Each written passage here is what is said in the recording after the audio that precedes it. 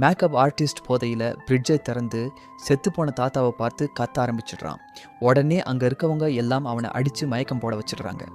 இப்போது 2 நாள் கழித்து ஏஜென்ட்டும் வீட்டுக்கே வந்து தாத்தா பேரில் ஒரு வழியாக 5 கோடி ரூபாய் இன்சூரன்ஸ் அப்ரூவ் ஆகிடுச்சு. முதல்ல அவருடைய பாடியை பிரிட்ஜில் இருந்து வெளியே எடுங்கன்னு அவர் சொல்லிட்டு இருக்கும்போது அந்த இன்சூரன்ஸ் கம்பெனி மேனேஜர் வீட்டுக்கே வந்து அவர் சாவில் எங்களுக்கு சந்தேகம் இருக்குது, ஃபர்ஸ்ட் அவர் பாடியை கொண்டு வாங்க, அதுக்கப்புறம் அவரை செக் பண்ணி பார்த்துட்டு தான் உங்களுக்கு பணத்தை தருவோம்னு சொல்ல, இவனுங்க முன்னாடி ஃப்ரிட்ஜில் இருக்க தாத்தாவை எடுத்தால் மாட்டிப்போம்னு சொல்லிட்டு அவங்களுக்கு மருந்து கலந்த காஃபியை கொடுக்க அதில் வைத்த கலக்கி டாக்டரும் மேனேஜரும் பாத்ரூமே கெதியாக இருக்க, அந்த டைம் ஃப்ரிட்ஜில் இருக்க தாத்தாவை வெளியே எடுக்கலாம்னு பார்த்தா டக்குன்னு பாத்ரூமில் இருந்து இவனுங்க வெளியே வந்துடுறானுங்க. அப்படின்னு பார்த்து மயக்கத்தில் இருந்த மேக்கப் ஆர்டிஸ்ட் எழுந்து வந்து இவங்க குடும்பமாக சேர்ந்து தாத்தாவை கொன்று ஃப்ரிட்ஜில் தான் வச்சுருக்காங்கன்ற உண்மையை போட்டு உடச்சிடுறான். மேனேஜரும் சந்தேகப்பட்டு ஃப்ரிட்ஜை திறந்து பார்த்தா தாத்தா உள்ளே தான் இருப்பார். டாக்டரும் அவரை செக் பண்ணால் அவர் இறந்து 4 நாள் ஆகுதுன்னு தெரிய வருது.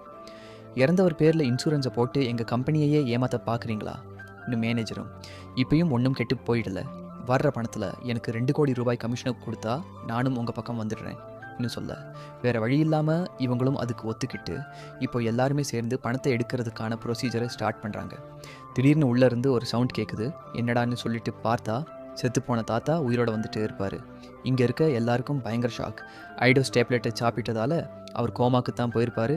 ஃப்ரிட்ஜில் 4 நாள் இருந்ததால் அவர் கூலிங்கில் கோமாலிருந்து வெளியே வந்திருப்பார். அங்கே இருக்க எல்லாருமே சேர்ந்து பண ஆசையில் நாம் இவரை கொன்று அந்த இன்சூரன்ஸ் பணத்தை வாங்கிக்கலாம்னு முடிவு பண்ணுறாங்க. தாத்தாவுடைய பசங்கள்லேருந்து மருமகளுங்க வரைக்கும் நீ செத்து போயிடுப்பா, நீ செத்துட்டாதான் எங்களுக்கு பணம் கிடைக்கும்னு சொல்லிட்டு கெஞ்சுவானுங்க. ஒரு பக்கம் அவரை கல்யாணம் பண்ண வேலைக்காரியும் நீங்கள் செத்து போயிடுங்க பெரியவரே, நீங்கள் செத்தீங்கன்னா அதில் வர்ற பணத்தை வச்சு நாங்கள் 2 பேரும் செட்டில் ஆகிடுவோம்னு அவள் ஒரு பக்கம் கெஞ்சிட்டே இருக்கா. உயிரை காப்பாற்றிக்கிட்டா போதுண்டான்னு அந்த டைம் கரண்ட் போக தாத்தா ஃப்ரிட்ஜுக்குள்ளே போய் ஒளிஞ்சிக்கிறாரு.